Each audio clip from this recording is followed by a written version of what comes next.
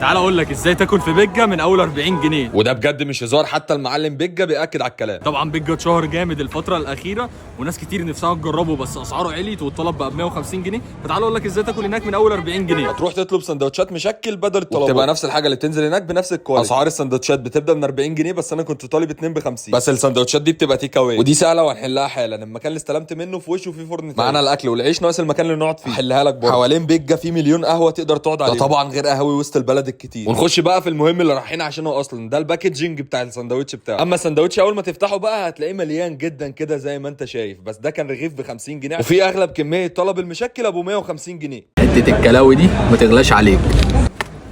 امسك رغيف وحط فيه كام حاجه كده يا معلم ولفهم، واحلى صواريخ عليك يا اخي. وكده هتاكل وتشبع واكنك طلب مشكل بالظبط. بس نصيحه مني، عشان تاكل من بيجا وتتمزج روح له الصبح بدري، يكون لسه مغير الزيت بتاع الطاسه، بتكون الحاجه صابحه كده بالبلدي وفريش يعني زي ما بتقول. سواء بقى بتحب التغميز او بتحب الصواريخ، كل بالطريقه اللي تريحك. وسواء تتفق او تختلف على طعم بيجا، بس هو في نوستالجيا كده كلنا بنروح عشانها.